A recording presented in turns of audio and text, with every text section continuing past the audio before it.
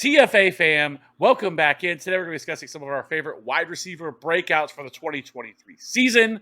Cody, who we got? Yeah, let's kick it off with a little bit of rookie love, right? Rookie fever is still going on strong. I'm going to start with Jordan Addison. He is wide receiver 34 on Underdog, and I think we could see him finish as a mid to late wide receiver 2 this season. We're talking about a team that has a decreasing run game, and you also have a bad defense on the other side. According to Vegas win totals, this is from Sharp Football Analysis, Sharp Football Stats. The Vikings also have the 8th most difficult schedule this year. So you have a bad run game, a bad defense, and a tough schedule. That's going to set up beautifully for a guy who's going to be drawing easy looks opposite of Justin Jefferson.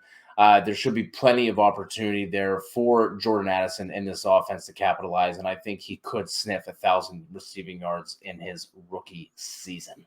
Yeah, I think he's one of my favorite options here, especially as a rookie wide receiver to kind of target. I don't think his ADP is going to get out of control, so I think it's possible he could be the best rookie wide receiver at least year one, right?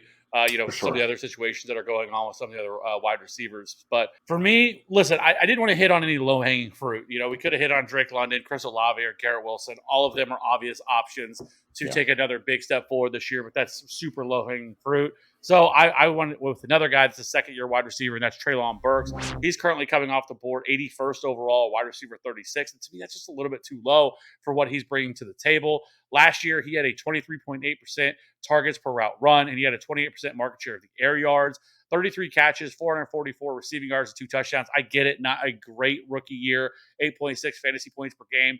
The Titans' offense was not very good last year. A little bit under the hood, he was actually pretty good. 24th in yards per out run versus man. He was also 12th in yards after the catch per reception, and he had a 58.3% contested catch rate, which ranked 15th among all wide receivers. He just really didn't see a ton of targets, which is kind of par for the course for Mike Vrabel. It's kind of what he does. He kind of puts training wheels on his rookie wide receivers. But now this year, there's just no target competition there. Robert Woods is gone from this offense. It's Kyle Phillips and Nick Westbrook-Akine. I mean, those are the options that they have here to throw the ball to. Obviously, Chig Okonkwo is still there as well, but I mean, I'm not all that concerned with him either. Eating into some big workload from Treylon Burks. So Treylon Burks could easily see 130, 140 targets this year. Yes, this offense is going to be a little bit more low passing volume because they still have Derrick Henry there. That's still the kind of the engine that makes this offense go.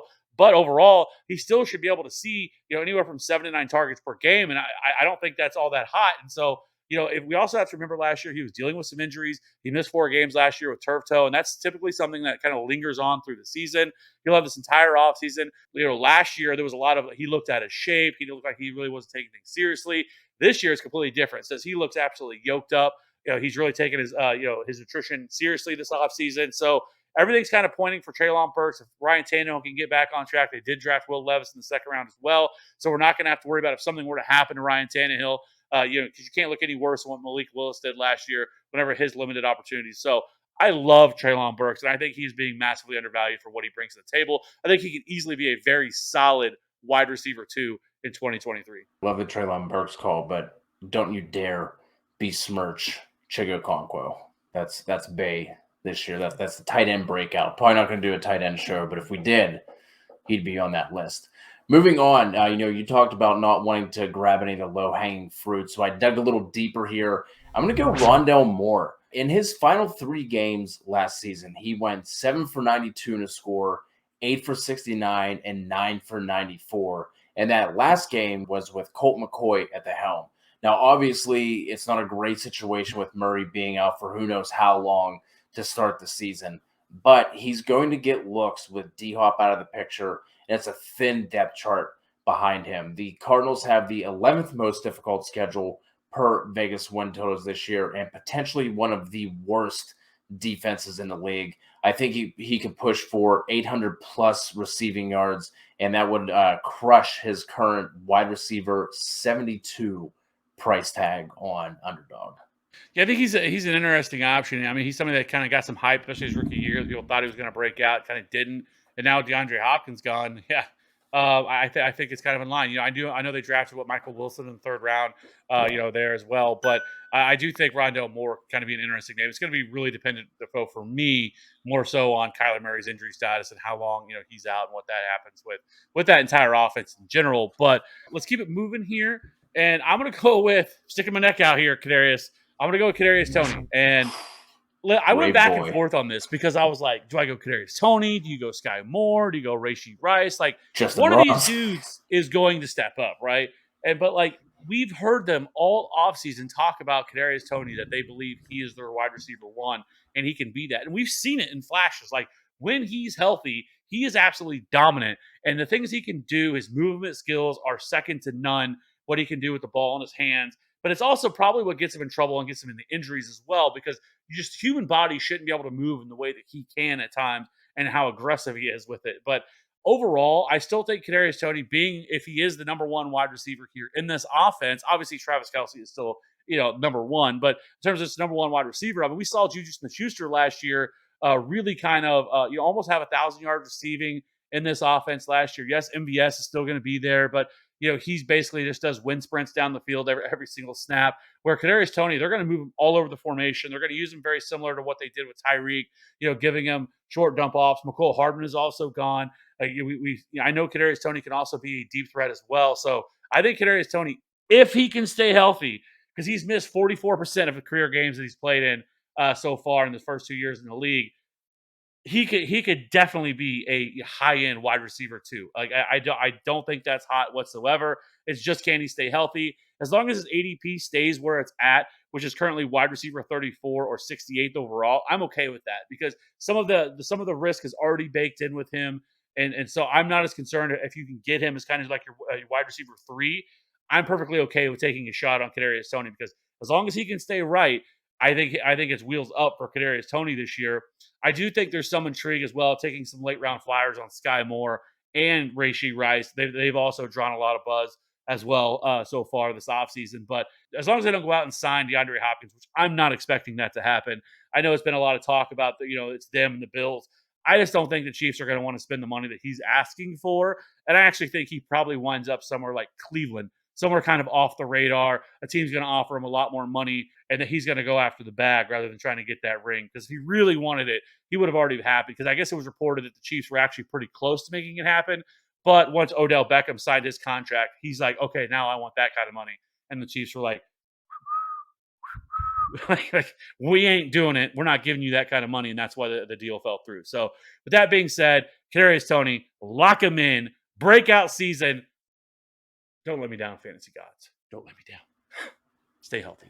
This is a great call by you, by the way, because either you're going to be proven right if he stays healthy, let's say even 12, 13 games, like he's going to ball, I think. But if he doesn't, you're like, well, hey, he got injured. What can you do? So well played by you, Kev. Well, veteran move. My last one for the 2023 wide receiver breakouts dug a little bit deeper than Rondell Moore, and I'm going with Isaiah Hodgins out of the New York Football Giants. He was wide receiver 11, Kev, in half PPR scoring from weeks 13 to 17. Yes, it's a small sample size, but I chose those weeks because that's when he was seeing an 80+% snap share. Obviously, Buffalo, we're just talking about them with the whole D-Hop thing.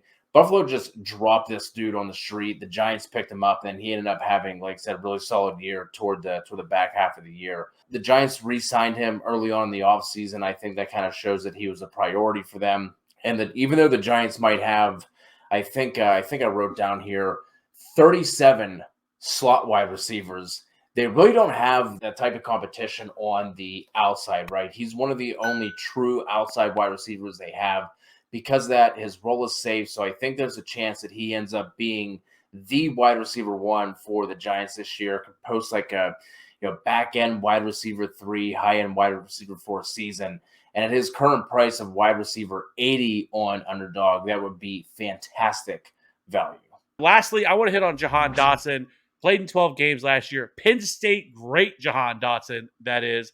He was a top 25 receiver in 50% of the games that he played last year. He averaged a 15.9% target share, but he was 14th in average depth of target. He was also 19th in contested catch rate, but he was 78th in catchable target rate, catching passes from guys like Carson Wentz and Taylor Heineke.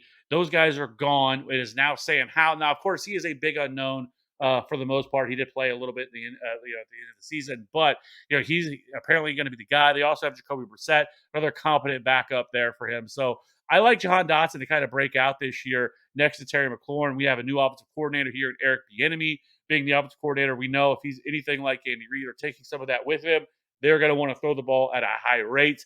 They will not run the ball as much as people are going to think they are. And I just think Jahan Dotson is I think he's one of the better route runners in the league already. And I think he's only going to get better. I think Jahan Dotson could actually be a star. I love Jahan Dotson. His ADP does not reflect what he brings to the table. And so somebody that you can grab in the later rounds of your draft, maybe your fourth, fifth wide receiver. I love Jahan Dotson, and I'm all in on him this year. And just like you should be all in on the TFA YouTube channel, be sure to hit that like and subscribe button. We will see you on the next one. Bye.